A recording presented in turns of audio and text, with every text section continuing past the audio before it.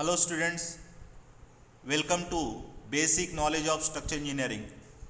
Today we will discuss basic interview questions on earthquake engineering subject, which is useful for civil and structural engineering student to appear for an interview of structural designer.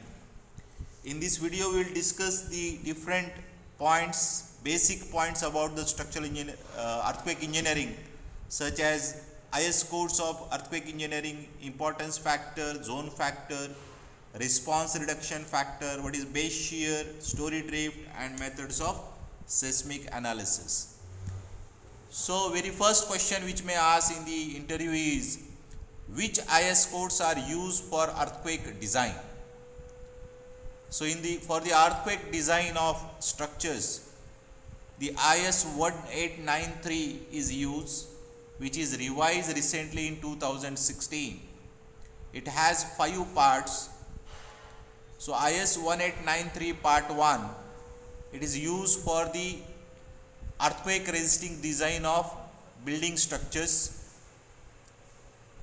Then IS 1893 part 2, it is used for liquid retaining tanks, both elevated as well as ground supported.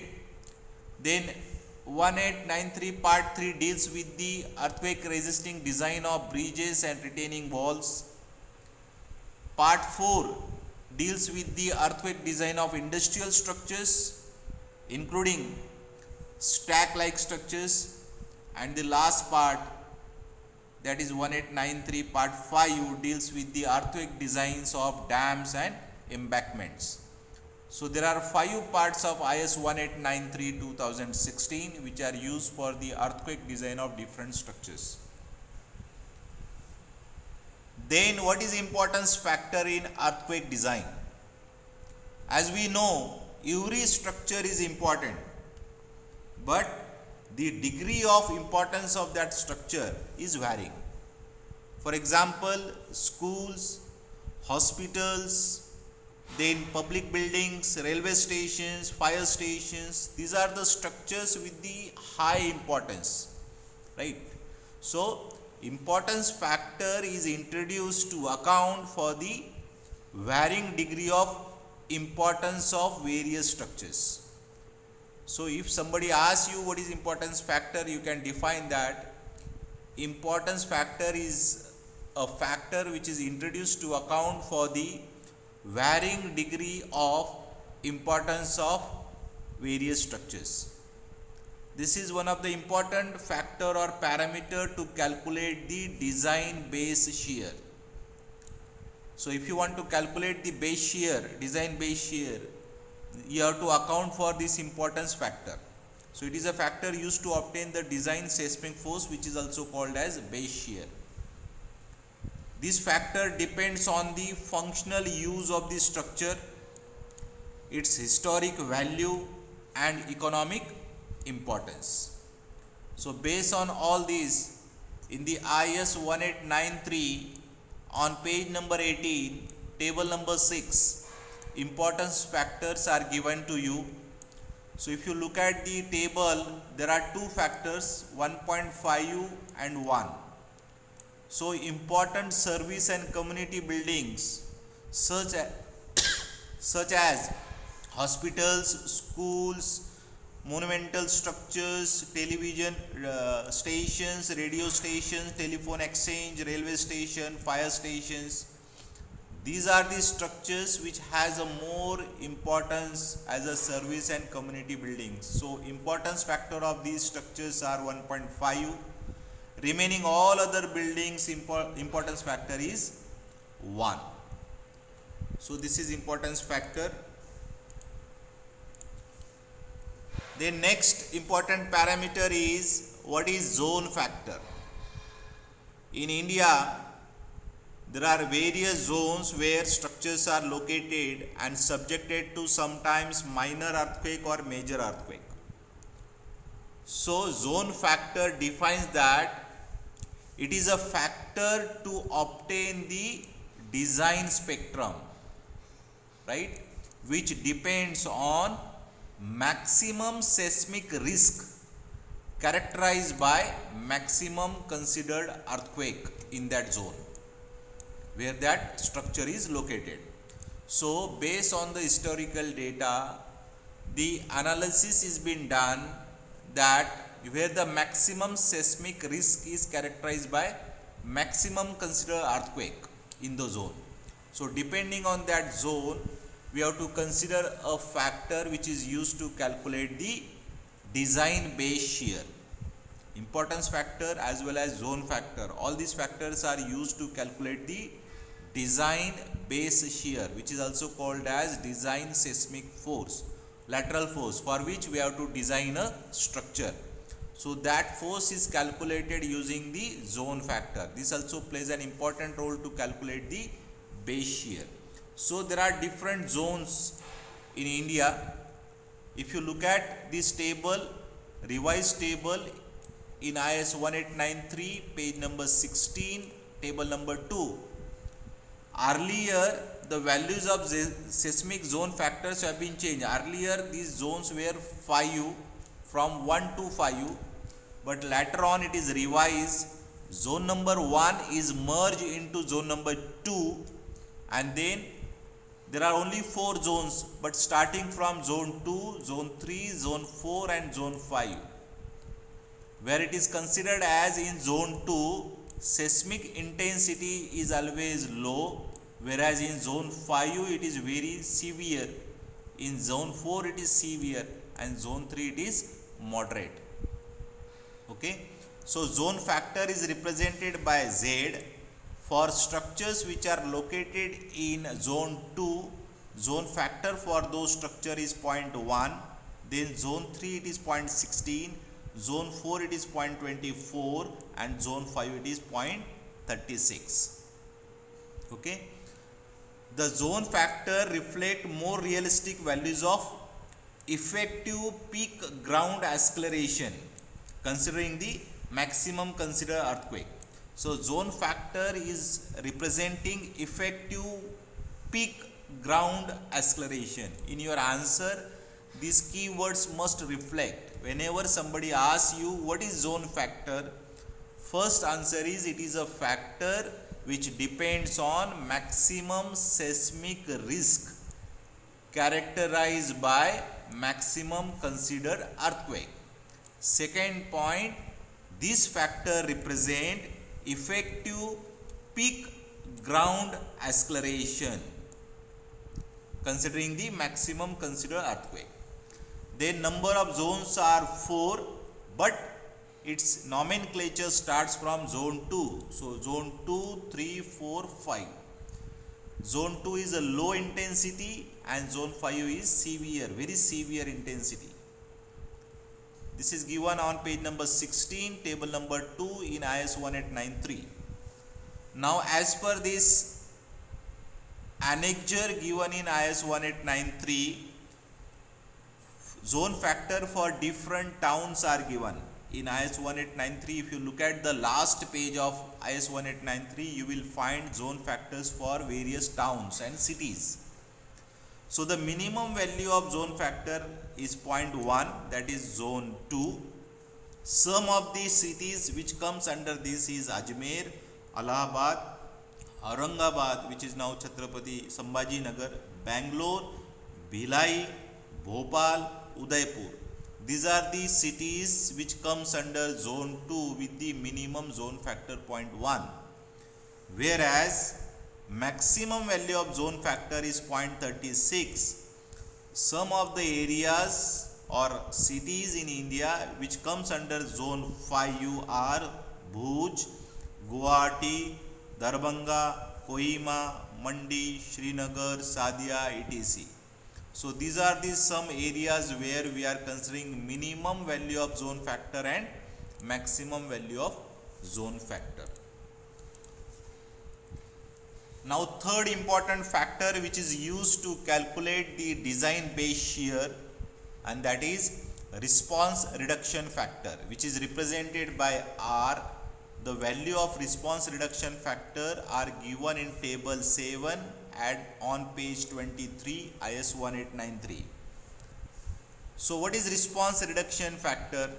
in earthquake design, whatever base shear force is calculated, that base shear design base shear is reduced by one factor. That factor is called as a response reduction factor. Why this base shear is reduced? It is assumed that the structures which has a sufficient elastic strength to withstand the full earthquake force, in that structures we are reducing the design base shear by some amount. So the factor by which the actual base shear is reduced, that factor is called as response reduction factor. So again, if somebody asks what is response reduction factor, you can answer, it is a factor by which the actual design base shear force is reduced, assuming that the structures has a sufficient elastic strain to withstand the earthquake force, right? So as I said, this value is given in table 7. If you look at this table 7, the value of response reduction factor is depend on lateral load resisting system, that is building system. So there are many types are given which are based on ordinary moment resisting frame and special moment resisting frame, right? If it is a building frame system, then for OMRF, that is ordinary moment resisting frame, response reduction factor is 3, and for special moment resisting frame, response reduction factor is 5. Then if it is a steel frame with the concentric braces or eccentric braces, it is 4, and then it is 5 for eccentric braces. Then if it is a steel moment resisting frame design using special publication 6 SP6, then it is 5. So like this you can refer this table to consider the response reduction factor. Mainly you have to remember that this R is depend on ordinary moment resisting frame and special moment resisting frame.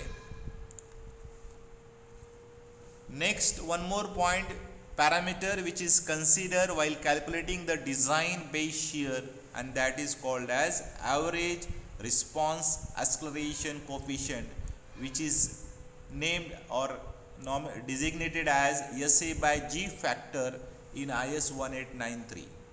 So average response acceleration coefficient SA by G factor is depends on the type of soil or rock on which that structure is constructed, what is the natural time period and damping of structure. So based on these three parameters, the SA by G factor is depends. So for rocky and hard soils, for medium soil and for soft soil sites, the various different values of SA by G factor are given, which are varying with the time period.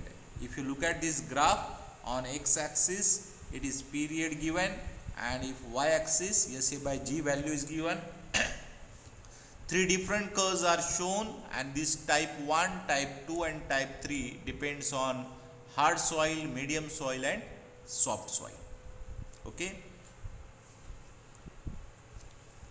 Then finally, using all these factors, importance factor, zone factor, response reduction factor and SA by G factor, finally we have to calculate the design base shear. Now what is a base shear?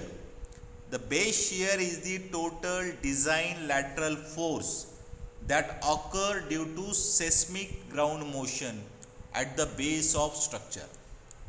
It is the total design lateral force that will occur due to seismic ground motion during the earthquake at the base of the structure. That is a base shear. So it is a lateral force. If you look at this figure, at every top of the story we have to calculate the lateral force F1, F2, F3. These are the lateral force, assuming your motion is in this direction, ground motion is in this direction, right? So at the base of the structure, finally lateral force is calculated. So this is sum of all these total. So total lateral force develop or occur during the seismic ground motion is called as base shear. This is the formula to calculate the base shear as per IS 1893 part 1. VB is called as base shear, which is equal to AH into W, where AH is equal to design horizontal seismic coefficient and W is equal to seismic weight of the building. AH is again calculated using this formula, where Z is equal to zone factor that we already discussed, I equal to importance factor that we discussed, R is equal to response reduction factor that we discussed, and SA by G, that is response acceleration coefficient, that is we already discussed. So all these previously discussed 4 parameters are responsible to calculate the design base shear. Okay.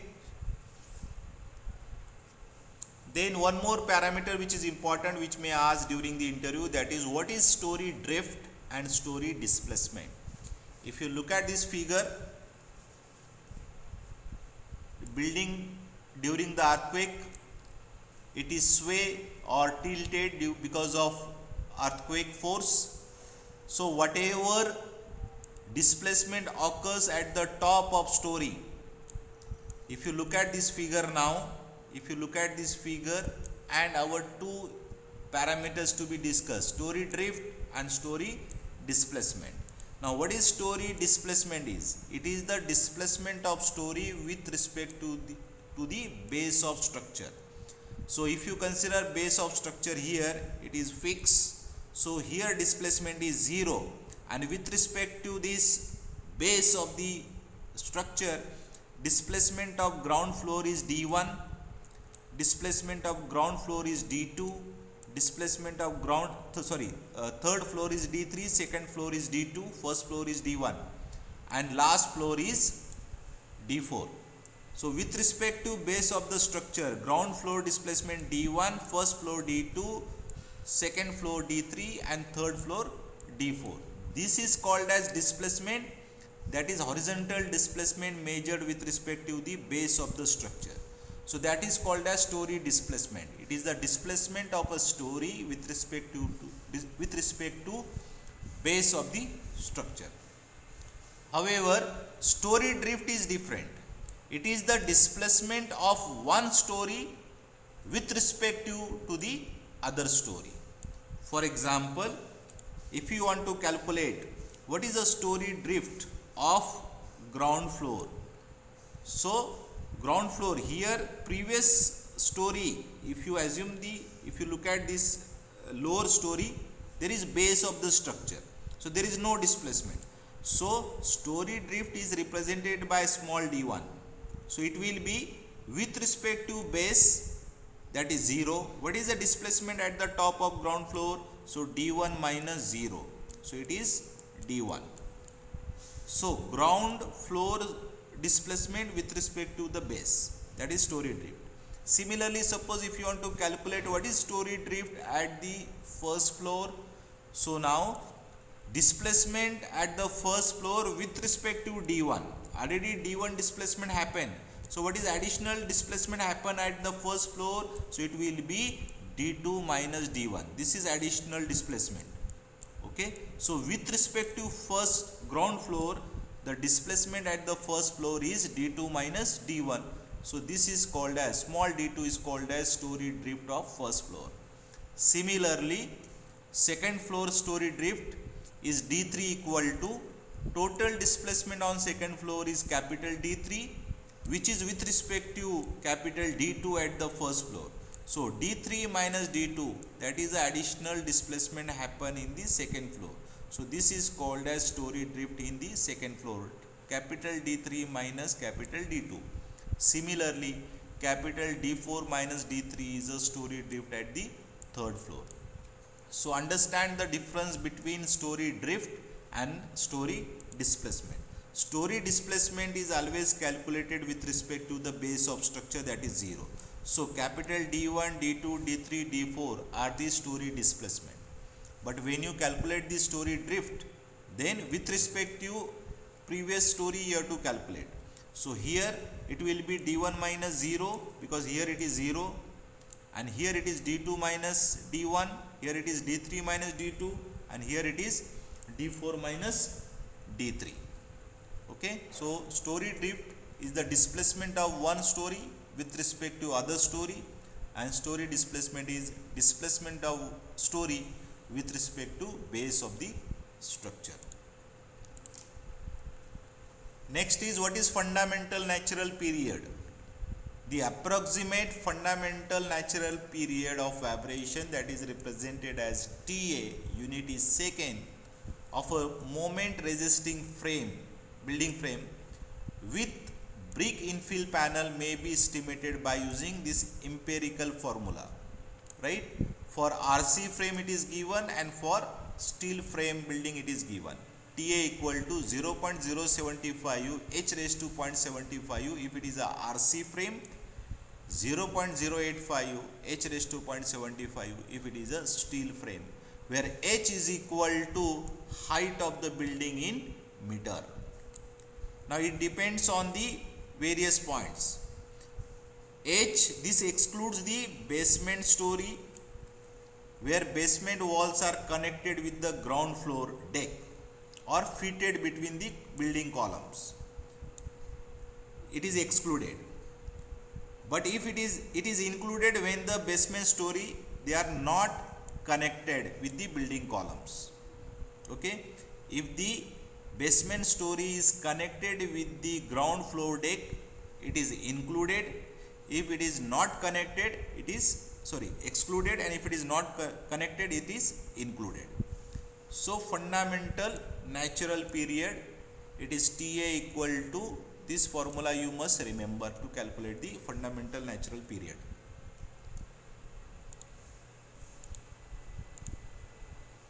Then what is seismic analysis or dynamic analysis, and how it is performed? So seismic analysis or dynamic analysis, it is a method of analysis where we are obtaining design seismic force, right? It is a method to obtain the design seismic force and its distribution to the different levels of the building or height of the building to the various lateral resisting elements. Okay, there are two types of building, regular building and irregular building. So performing seismic analysis or dynamic analysis means we have to calculate the design seismic force and distribute that design seismic force to the various levels of the building. Okay, so if it is a regular building, those are greater than 40 meter height and located in zone 4 and 5 for regular building. Then those greater than 90 meter height, they are zones 2 and 3.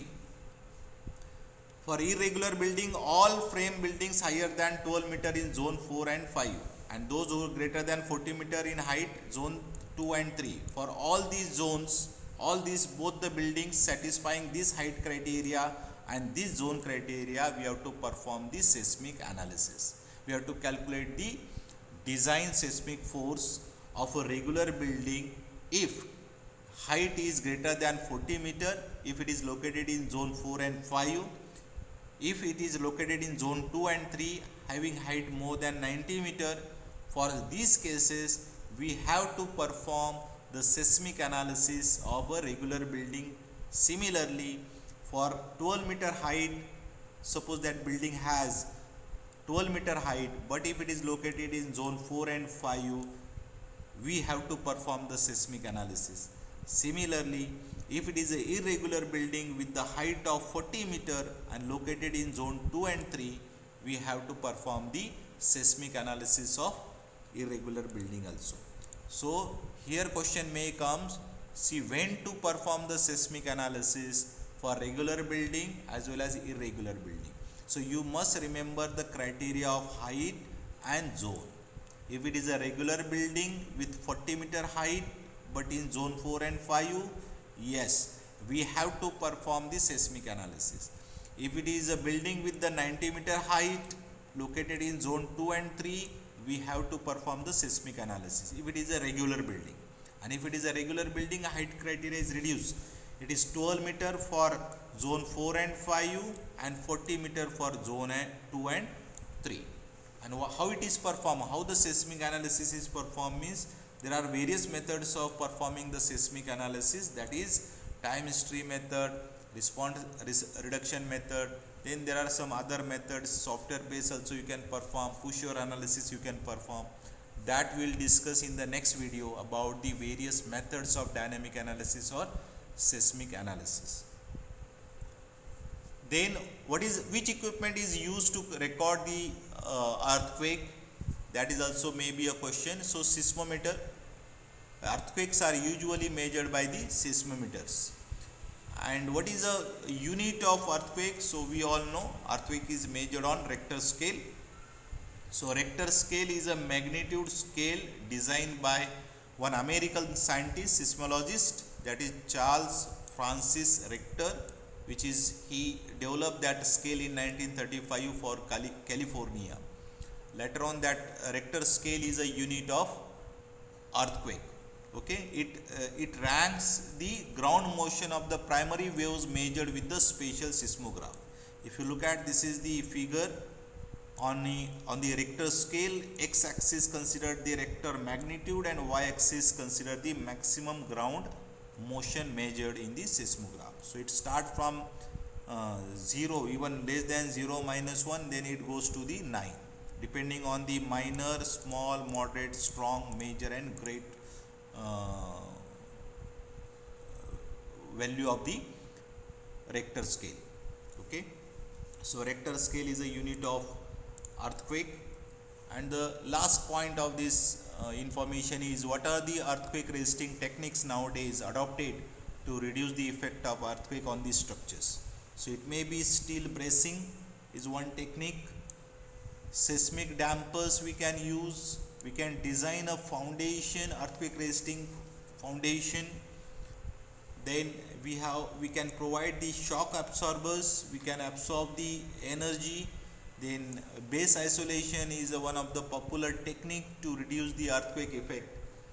We can provide the energy dissipation devices. We can use some materials, quality materials or materials which can absorb the more energy to reduce the effect of earthquake.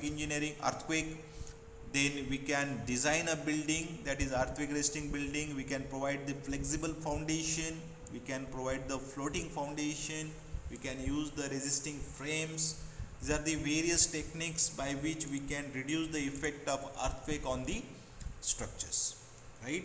So these are the few basic questions which may ask for structural engineer during the interview based on the earthquake engineering.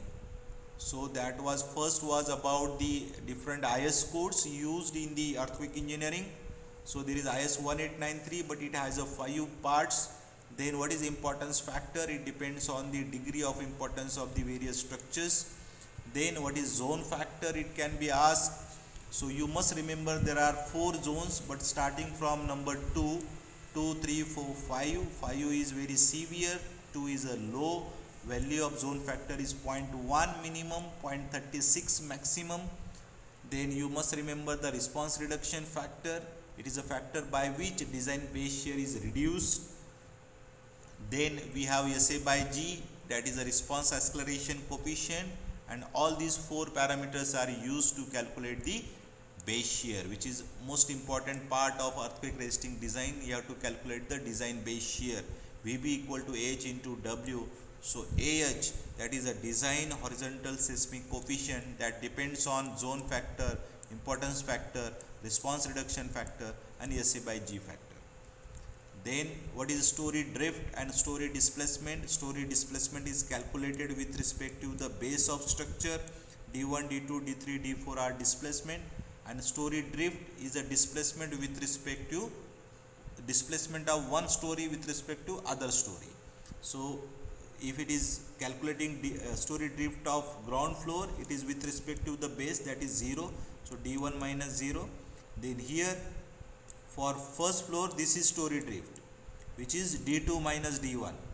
For next floor, this is Storey drift, D3 minus D2.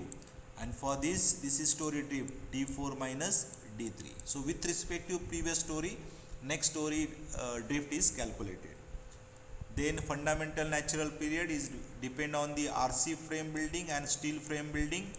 It is 0.075 and 0.085 into h raised to 0.75, h equal to height of the building. Then what is seismic analysis? So seismic analysis is we are calculating the design seismic force or base shear, and then it is distributed to the different levels of the height of the building. So whether to perform seismic analysis or not, it depends on two criteria: regular building and irregular building. In regular building, if it is height 40 meter, if it is zone 4 and 5, yes, we have to perform the seismic analysis. If it is located in zone 2 and 3 up to 90 meter, no need to calculate the seismic analysis, but after 90 meter we have to perform the seismic analysis. Similarly, for irregular building, height criteria is 12 meter and 40 meter. Okay. Then finally we discuss about the equipment which is used for earthquake, that is seismometer. What is the unit of earthquake, that is Richter scale, and the what are the earthquake resisting techniques nowadays. So providing steel bracing, seismic dampers, designing a foundation to resist the earthquake, providing shock absorber to absorb the energy, provide the base isolation technique, maybe energy dissipation devices are provided, materials used according to resist or absorb the energy. We can design a building properly for an earthquake force. We can provide flexible foundation, floating foundation, and we can use the resisting frames. All are these techniques for the earthquake resisting buildings. I hope all of you understand the basics of earthquake engineering. In the next class, we will discuss the next topic on the basics of structural engineering. Thank you very much.